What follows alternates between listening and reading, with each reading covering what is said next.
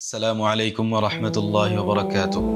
الحمد لله رب العالمين والعاقبة للمتقين والصلاة والسلام على النبي الأمين وعلى آله وأصحابه أجمعين. সম্মানিত দর্শকবৃন্দ, যে ব্যক্তি আল্লাহ ও তার রাসূল সাল্লাল্লাহু আলাইহি ওয়াসাল্লামকে ভালোবাসে, সে আল্লাহ ও তার রাসূলের পছন্দনীয় কাজ ও কথাকেও ভালোবাসে।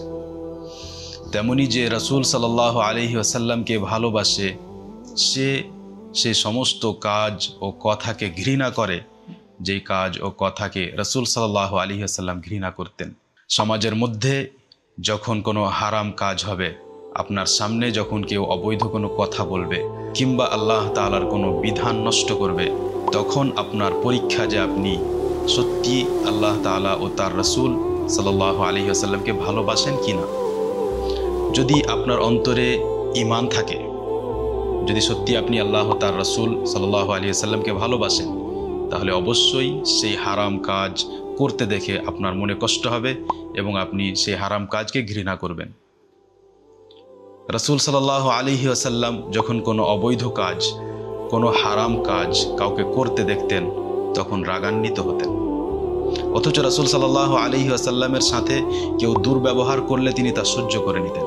সহিহ বুখারীতে বর্ণিত আলী রাদিয়াল্লাহু আনহু বলেন, আহদা ইলাইয়া নবী সাল্লাল্লাহু আলাইহি ওয়াসাল্লাম হুল্লাতান সিয়ারা ফালাবিসতুহা ফারাআইতুল গাদাবা ফি ওয়াজহিহি ফাশাকাকতুহা বাইনা নিসাই।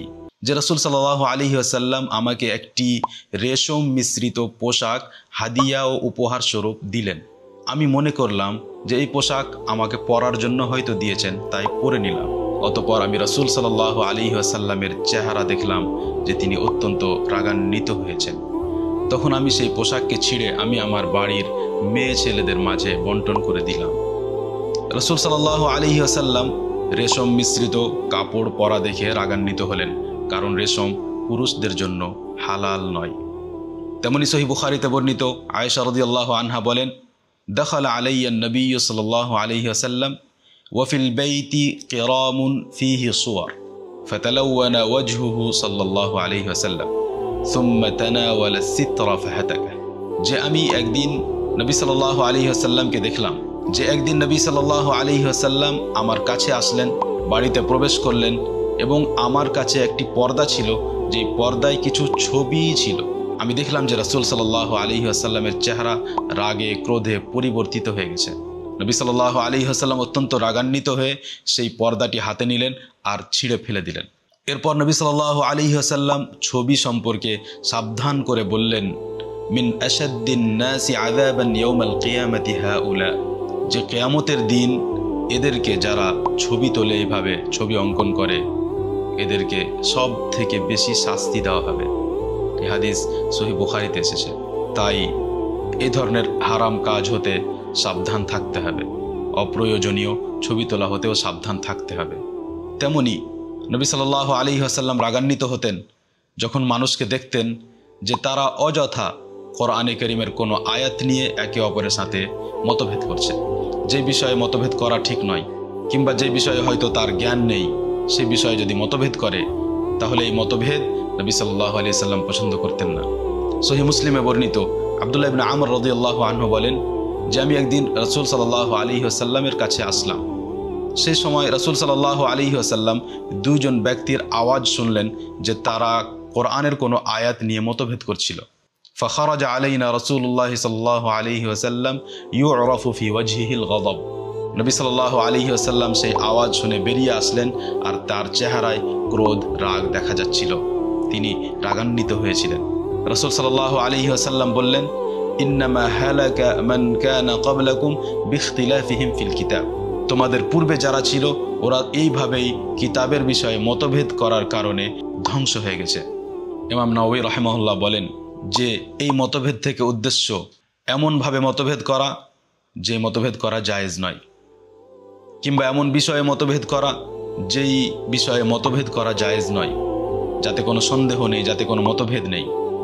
কিংবা কোরআনের বিষয়েই মতভেদ করা যে কোরআন ঠিক না ভুল, কিংবা এমনভাবে মতভেদ করা একে অপরের সাথে যে মতভেদের কারণে বিবাদ সৃষ্টি হয়, কোনো ফিতনা সৃষ্টি হয়, মানুষ একে অপরের থেকে দূরে হয়ে যায়।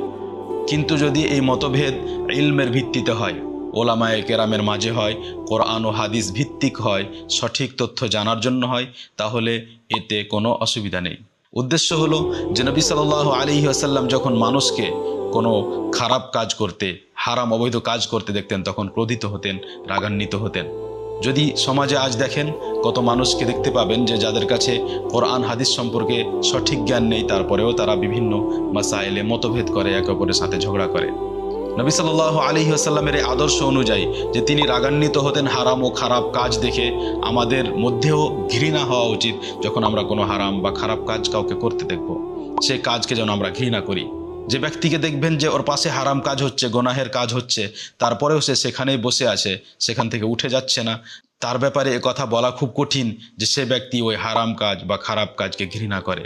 কিন্তু যখন কোনো ব্যক্তিকে হারাম কাজ করতে দেখে, নোংরা কাজ করতে দেখে নিষেধ করবেন, তখন নিষেধ করার বিষয়ে শরীয়তের যে সব বিধান আছে সেই বিধান অনুযায়ী নিষেধ করবেন। যেমন জানতে হবে যে এই কাজটি আসলেই শরীয়ত অনুযায়ী নিষিদ্ধ ও হারাম। তারপর জানতে হবে স্পষ্টভাবে যে আমি যাকে নিষেধ করতে যাচ্ছি তার দ্বারা এই হারাম কাজ হয়েছে, সে এই হারাম কাজ করেছে। সন্দেহের ভিত্তিতে কোনো কাউকে নিষেধ করা যাবে না। তেমনি নিষেধ করার সময় খেয়াল রাখতে হবে যে এমন না হয় যে আমি তাকে এই হারাম কাজ থেকে যদি নিষেধ করতে যাই তাহলে তার থেকেও বড় কোনো হারাম কাজে সে লিপ্ত হবে, কিংবা তার থেকেও বড় কোনো ফিতনা, কোনো বড় কোনো ক্ষতি হয়ে যাবে। আল্লাহ তাআলার কাছে দোয়া করি যে আল্লাহ তাআলা যেন আমাদের সকলকে নবী সাল্লাল্লাহু আলাইহি ওয়াসাল্লামকে যথাযথ ভালোবাসা তৌফিক দান করেন, এবং আশেপাশে হারাম ও নোংরা কাজ হতে দেখলে আমরা যেন সেই কাজকে ঘৃণা করি এবং যথাসাধ্য সেই কাজকে সংশোধন করার, সেই আমলকে ঠিক করার চেষ্টা করি। সাল্লাল্লাহু ওয়াসাল্লাম ওয়া বারাকা আলা নবিয়িনা মুহাম্মদ ওয়া আলা আলিহি ওয়া আসহাবিহি আজমাইন। আসসালামু আলাইকুম ওয়া রাহমাতুল্লাহি ওয়া বারাকাতুহু।